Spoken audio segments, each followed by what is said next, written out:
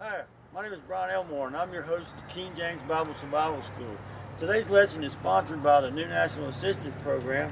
The New National Assistance Program is a free program. It's free to use and there's no enrollment. This is what the card looks like. You give it to the pharmacist, they give you a discount. It's free to use, there's no enrollment. You just give it to them and they deal with it. If you got insurance, just ask them to store the numbers in the database in their computer. Next time your insurance don't cover a prescription, you get a discount. So in case you were wondering about the important part of the lid, how I did the lid, there's a few key things you need to know about. You see, this little valve stem right here is it's a 29/64 drill bit. You drill a hole, then you come from the back end of it and you insert it this way, push it through, grab it with a piece of pliers and pull it through. There's a little lip. You'll be able to see the little lip in it when you as you get to pulling it through. That 29/64, that's the bit, that's the part that's inside here, that's the same dimension as this thick of plastic here. Now, on this side right here, the reason why I chose this system is because it has a little ring in here, makes it seal proof, right? So make sure you get the lid that has this little ring in it. This is also a food grade container, so I imagine that probably has a benefit to it. So what I did was, this is an inch and a quarter piece of PVC pipe, and I took an 1.25 inch hole, drilled a hole in 1.25 inch. Then this, with the threaded pipe, will literally screw into this lid here.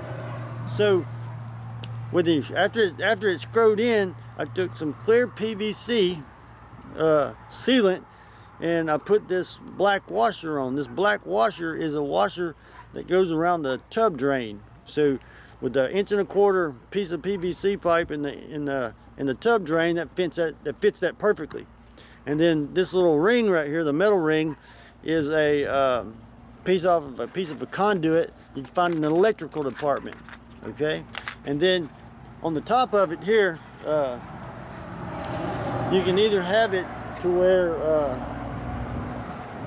you can either put a cap on it, a piece, and put a cap on it.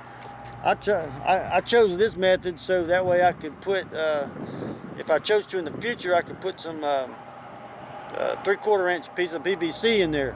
Maybe run it off a gutter system at the camp or whatever. Did you know that in the Bible it is mentioned, what the word water is mentioned 363 times in the Bible.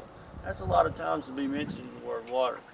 You know, it even goes on to say that in the King James Bible that the word water, you're going to need your own well in the later days. See, as in the days of Noah shall be again in the days of coming the Son of Man. So what was before shall be again. So they lived in the desert and they had a water shortage, and guess what? We're going to have a water shortage. Matter of fact, we already got one. It's like, as you can see behind me here, I'm on the bayou side of Houma, Louisiana. And you can see that you can't drink that water. That water's nasty. You'd have to filter it out. So that what that does is that reminds me of some things that I've seen on YouTube. See the bucket system with the ceramic filter.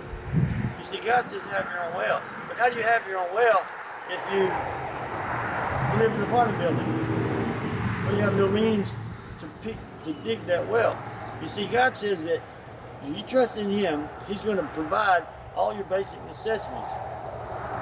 And just to prove it to you, it's just remarkable how God works, because right here we have the system. This is basically of having your own well. You see right down here, that's that ceramic filtering system that we were talking about. And in this system here, you can see that I've done a few little modifications to it. I built a little funnel that goes into it, and I've put a little valve stem on it, and I put a little air gauge on it. But you can see down here, this is normal how fast the water moves with it not having any pressure on it whatsoever. So let's get in there and we can see how fast that water drips. So if you can see that, I mean, that takes pretty much all day to fill up a 5-gallon bucket. It takes a little while. However, if you put some water, you put some pressure onto that thing, this is what happens. One, oh. All right. 1, 2, 3, 4, 5, 6, 7, 8, 9, 10, 12, 13, 14, 15, 16, 17, 18, 19, 20. So you can see I pumped that thing out about 20 times, and you can just see the water just flowing out of it. It does about an inch, about every 10 minutes it'll fill up about an inch of water. When it starts getting a little low, pump it up some more. But see, that's the point. God says in the latter days you should have your own well. Well, if you live in an apartment, let me introduce you to your new well. My name is Brian Elmore, and I'm your host of the King James Bible Survival School.